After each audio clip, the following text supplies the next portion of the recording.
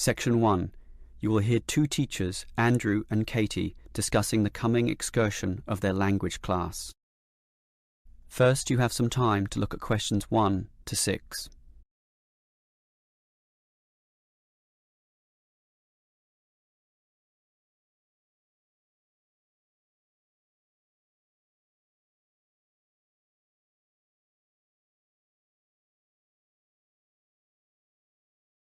Now we shall begin. You should answer the questions as you listen, because you will not hear the recording a second time. Listen carefully and answer questions 1 to 6. Well, we have this school excursion plan, but when exactly is it? Is it this Tuesday or Wednesday? Well, it can't be Tuesday with the English tests taking place. Ah, right, not Tuesday but Wednesday. That's right, all day Wednesday, taking a bus outside the city. And where are we going? Last month we went to Arthur Island, so this time we're going to the animal park. Arthur Island was okay, but it was too cold. Let's hope the weather for this week's excursion is better. I don't suppose animals care about bad weather, but I certainly do. Have you heard the forecast? Yes, and it's not too bad. Basically, they're saying Monday will be sunny, but then the weather will change. Not so good. Yes, Tuesday we'll have some showers, but by Wednesday, the day of our excursion, it will be, well, their words are cold and cloudy. Cold and cloudy. Well, as long as it isn't wet and rainy, I'm happy enough. We won't need umbrellas, just warm clothing. And what time will we get there? Let's see, the bus picks us up at 8:30 a.m.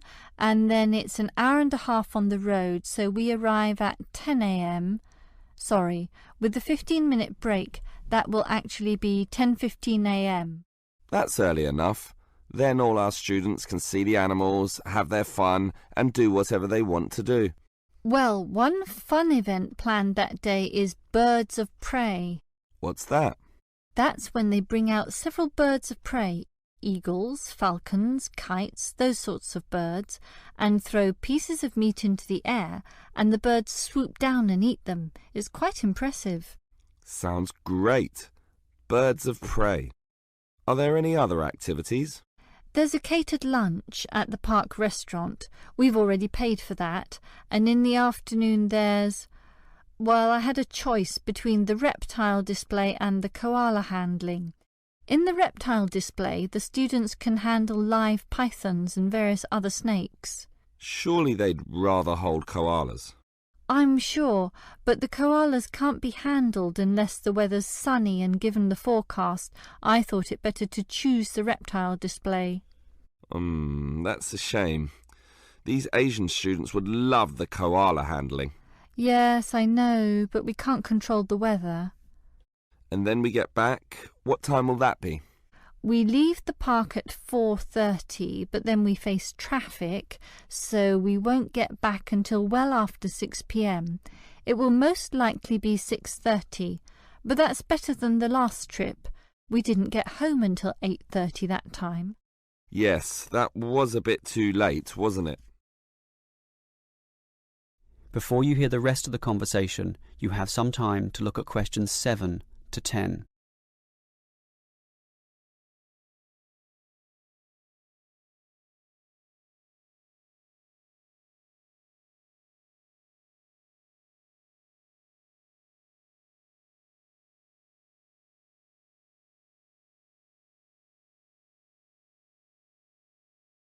Now listen and answer questions 7 to 10.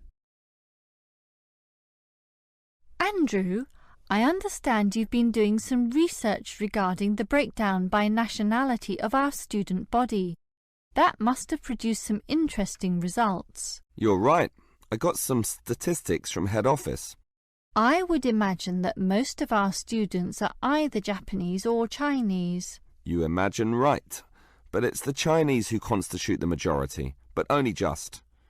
I had thought Koreans might be second, but it's actually the Japanese, quite close behind. It's somewhat surprising, but obviously all those study tours that our university markets in Japan are bringing in students. What's the breakdown exactly? Japanese are a quarter of the whole, which is considerable. Last year they were only 16%, so that market has grown nicely. The only other proportions of some weight are the Indonesians and Koreans, about the same. Indonesians at 15% and the Koreans are a little higher, not like last year when they were less than 10%.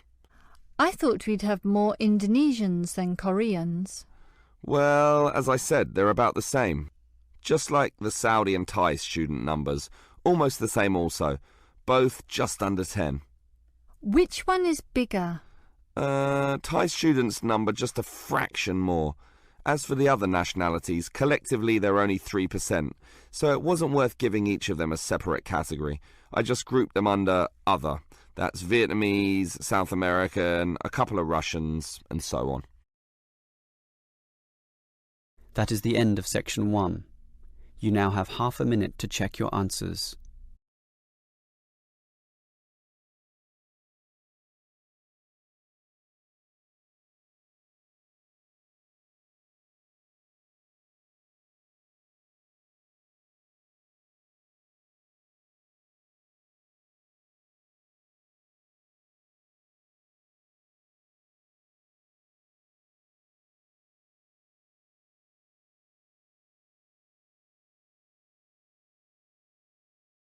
Now turn to section 2. Section 2.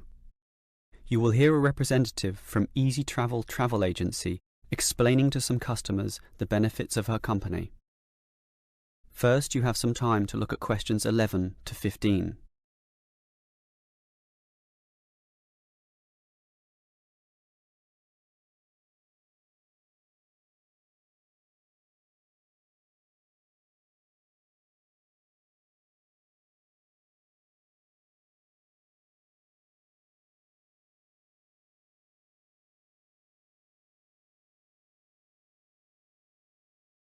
Now listen carefully and answer questions 11 to 15.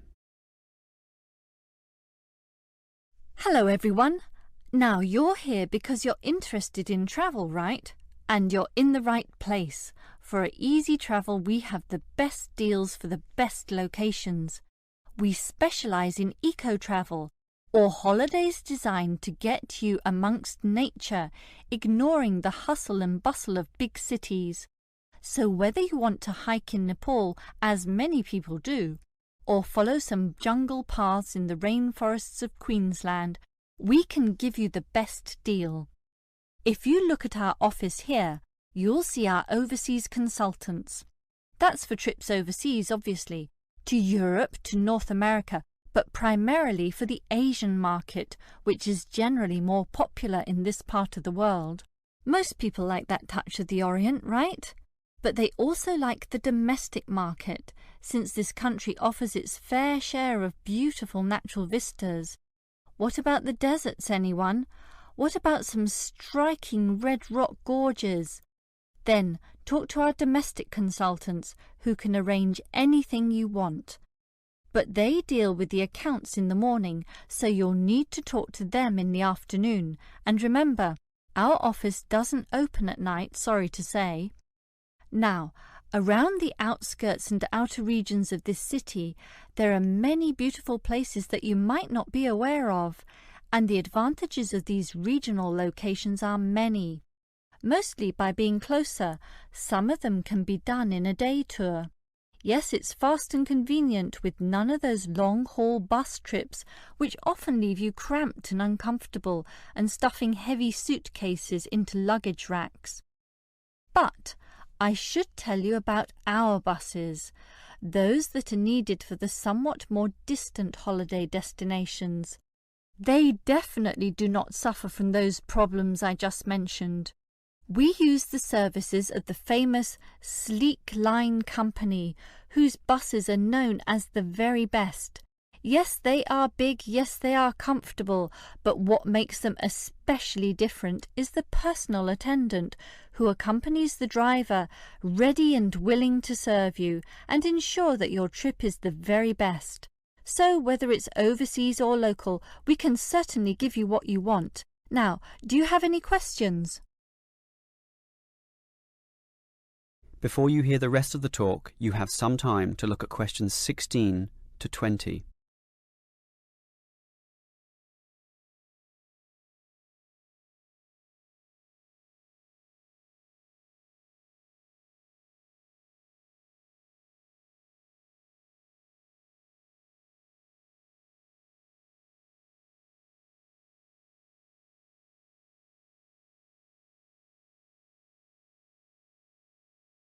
Now listen and answer questions 16 to 20. Right, let me orient you to our main Easy Travel office here. On this table right beside us are travel magazines for you to browse through, and on the wall next to that are many more for all parts of the world. Our 4 travel consultants sit over there on the other side of that long counter. That's right, 4 of them, side by side, all serving various regions. Now, let me tell you their specific functions. Firstly, the consultant on the left, next to the plant, is the local tours consultant, serving tours in the immediate vicinity of this city. Next to her is what we call regional tours, targeting the statewide options. Next to her is the interstate tours, and that can involve either buses or planes. In the former case, utilising the Sleek Line bus service, as you know. And finally, next to her in the corner is General Inquiries, which is self-explanatory. If you have questions of a general nature, rather than one relating to specific destinations, you can go there. Now, as I said, we can do international tours, and for that you need our big office, just through that door, the one between those 2 plants. However, if your international tour is in the Asian region, which is generally our most popular option, then we deal with that in a separate room, the one opposite international tours, but not the corner one. Just go through that door on the left, the one next to that cupboard. The door next to that is, in fact, our general office, so please don't go through there. That's reserved for staff members only. That is the end of section 2. You now have half a minute to check your answers.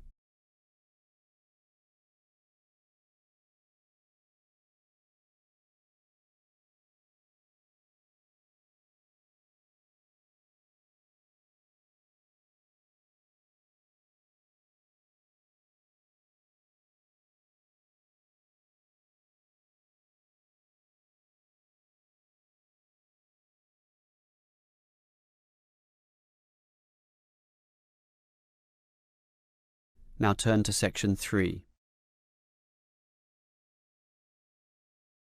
Section 3. You will hear 2 students, Sam and Liz, discussing their university orientation program. First, you have some time to look at questions 21 to 24.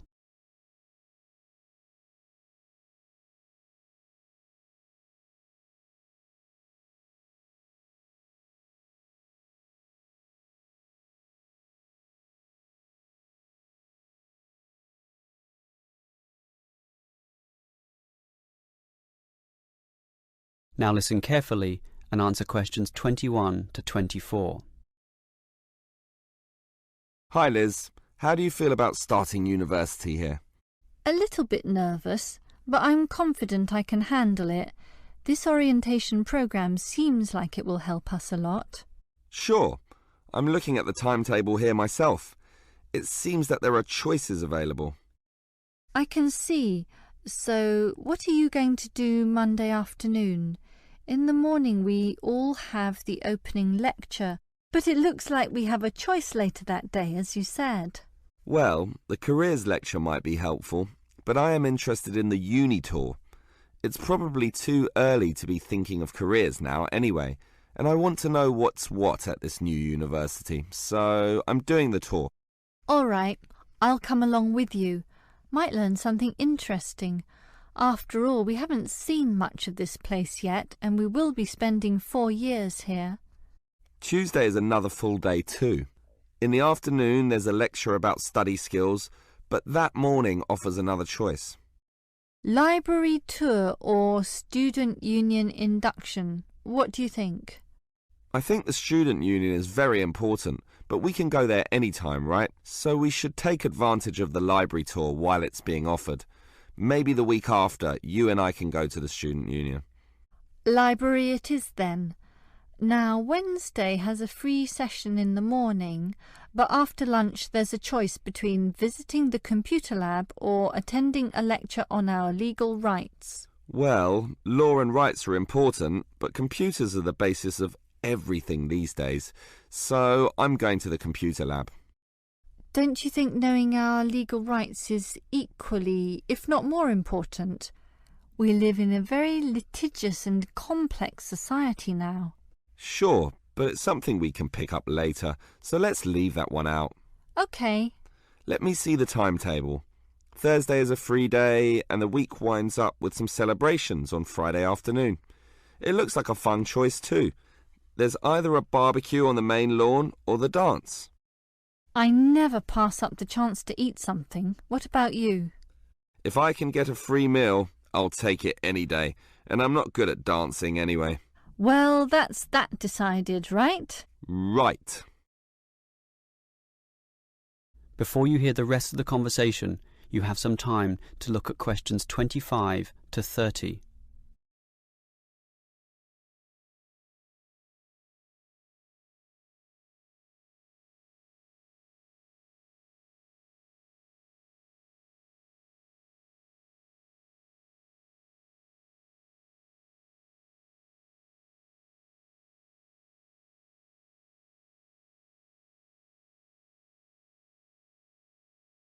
Now listen and answer questions 25 to 30.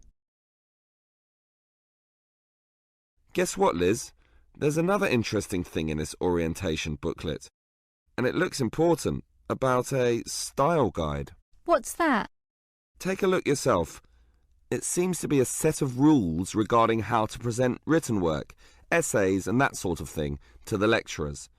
They want a uniform style of presentation. I can see, so everything we hand in must have a header and a footer. A what? A header and a footer. The footer is at the bottom of the page and the header is at the very top. That's why they call it a header, you know, that little bit of writing giving details about the work. And they also want the word count. Why do they need that? I guess because the lecturers will specify the number of words they want for their assignment, and they want to be sure students follow this. And even the heading on the page has to be a specific dimension, 16 points and bold print and underlined. And subheadings are 14 points, and the font has to be Arial for everything. Yes, the main text is Arial too, as you said, and the size is 12 points, with the header and footer being slightly smaller at 10 points each. Well, it seems logical. The size of everything is in proportion to its importance, but why do they need the spacing of the main text to be 1.5? The header and footer are different. They're only single-spaced. Probably to allow the teacher to insert comments or corrections, or just to make it all more readable, I suppose.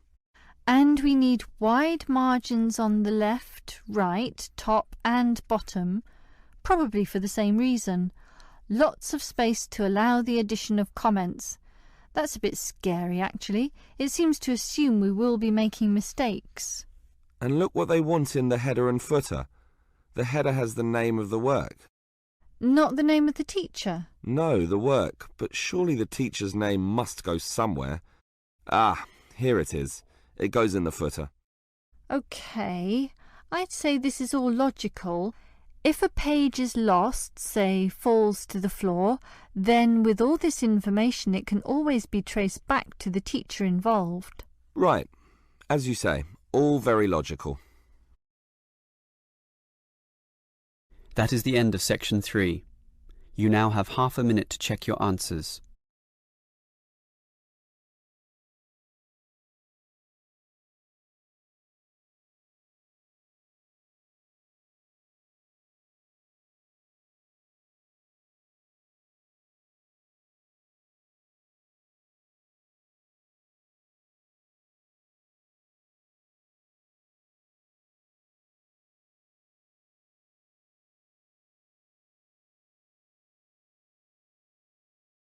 Now turn to section 4.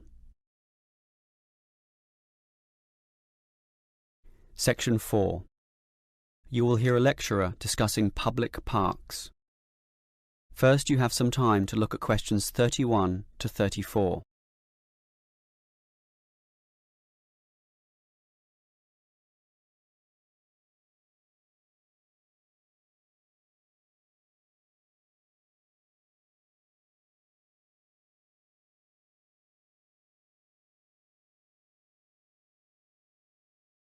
Now listen carefully and answer questions 31 to 34.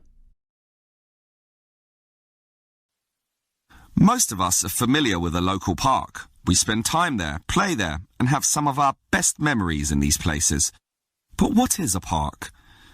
Basically, it can be defined as a natural, or at least semi-natural, piece of land, planted with a variety of trees, bushes and flowers, protected and reserved for the enjoyment of all citizens.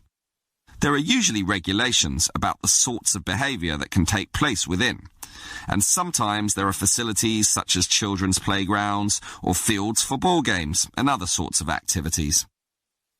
For this reason, if there is grass, it is kept short, and this also discourages the breeding of insect pests. A well-maintained park actually needs a lot of people to look after it, and more so if the park showcases special plants, flowers or trees, in which case it is called a botanic garden. In complete contrast, if the park is big and remote enough, it is sometimes designated as a wilderness park, to be left completely alone and untouched, protected from all development in order to allow wild species, both plant and animal, to live undisturbed. But it is the urban park, the sort of park that most people are familiar with, that I want to talk about now. These preserve natural landscapes for the pleasure of the urban population, most commonly just for passive recreation. In other words, allowing people just to observe the trees and lie in the grass, and such passive recreation is certainly needed. Before you hear the rest of the lecture, you have some time to look at questions 35 to 40.